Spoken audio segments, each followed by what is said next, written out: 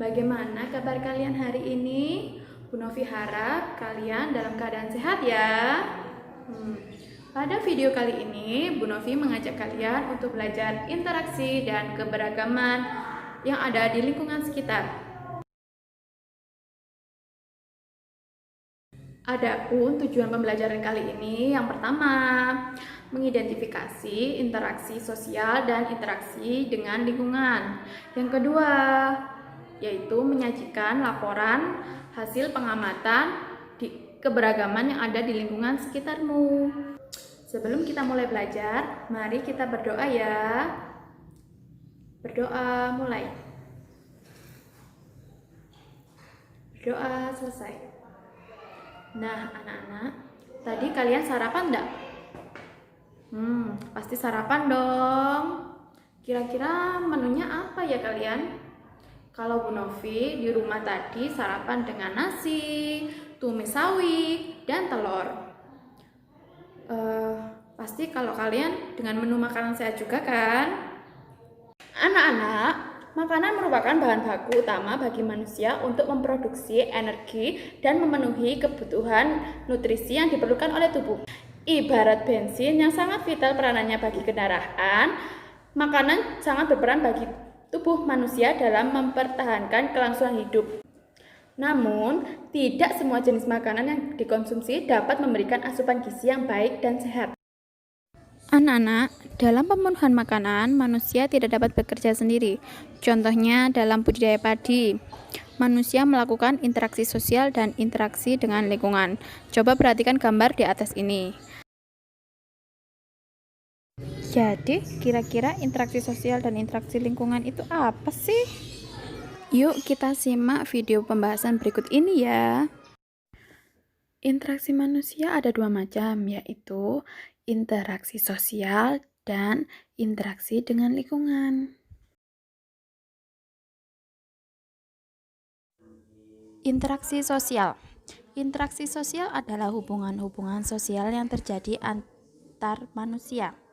Terjadinya interaksi sosial disebabkan karena manusia merupakan makhluk sosial. Anak-anak, kalian tahu enggak makhluk sosial itu apa sih? Makhluk sosial artinya manusia tidak dapat hidup sendiri dan selalu membutuhkan orang lain. Oleh karena itu, tanpa adanya interaksi sosial tidak akan mungkin terjadi kehidupan bersama. Syarat terjadinya interaksi sosial yaitu jika ada dua orang yang saling berhubungan dan saling berkomunikasi. Artinya, jika dua orang yang saling berhadapan namun tidak berkomunikasi, tidak bisa dikatakan sebagai suatu interaksi sosial.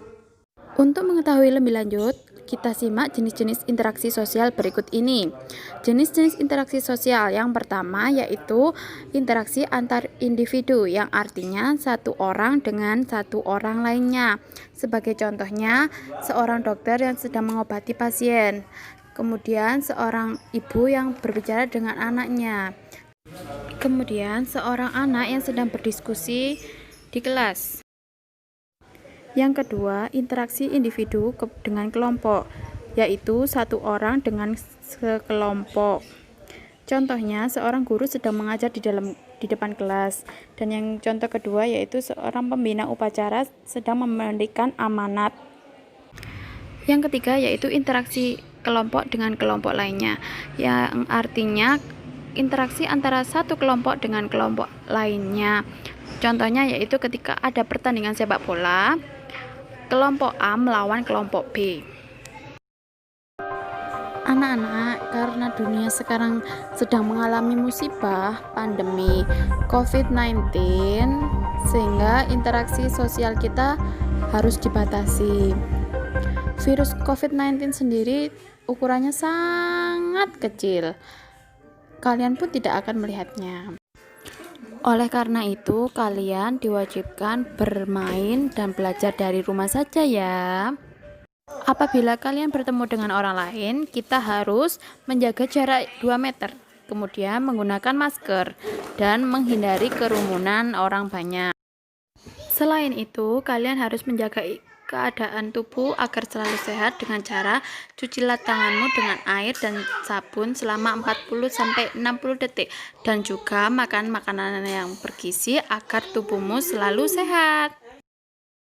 Untuk sementara waktu, kita dapat berkomunikasi dengan cara yang pertama mengirimkan pesan, yang kedua menelpon, atau dengan menggunakan panggilan video call. Nah, anak-anakku, untuk selanjutnya kita akan membahas interaksi manusia dengan lingkungannya.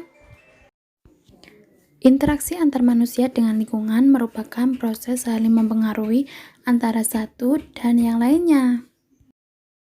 Anak-anak, lingkungan alam adalah lingkungan yang terbentuk secara alamiah tanpa campur tangan manusia. Lingkungan alam sendiri terdiri dari komponen abiotik, yaitu benda yang tidak hidup. Contohnya batu, tanah, air, dan udara. Dan komponen biotik yaitu makhluk hidup. Contohnya manusia, tumbuhan, dan hewan. Dalam lingkungan alam terjadi interaksi antara komponen abiotik dan komponen biotik. Interaksi tersebut juga dapat kita lihat dalam kehidupan sehari-hari, di mana kita tidak dapat lepas dari kejadian tersebut. Contohnya sebagai berikut. Seorang nelayan yang sedang mencari ikan di tengah laut, dan seorang anak perempuan yang sedang menyirami bunga. Anak-anak, keberagaman yang tinggi dapat kita temukan di lingkungan pasar, tempat para petani menjual hasil pangannya. Mengapa demikian? Hal ini dikarenakan pasar merupakan tempat bertemunya pedagang dan pembeli untuk melakukan kegiatan jual beli. Para penjual dan pembeli yang bertemu di pasar bisa berasal dari berbagai suku, agama, dan tingkat sosial ekonomi. Dari berbagai keragaman bukanlah penyebab terjadinya perpecahan. Justru karena keberagaman inilah kita menjadi negara yang lebih unggul dari negara lain. Anak-anak, meskipun berbeda satu dengan yang lainnya, kita harus memiliki rasa toleransi dan tenggang rasa yang tinggi kepada orang lain, agar tercipta kerukunan dalam interaksi sosial sehari-hari. Nah, setelah kalian menonton video tadi, sekarang tugas kalian adalah mengamati interaksi yang ada di lingkungan sekitarmu, kemudian kalian buat gambarnya dan ceritakan melalui video singkat mengenai keberagaman yang ada pada gambarmu. Jika kurang jelas, silakan japri Bu Novi melalui WA ya. Demikian pembelajaran dari Bu Novi. Semangat belajar, taati protokol kesehatan, dan jangan lupa membantu orang tua. Wassalamualaikum warahmatullahi wabarakatuh.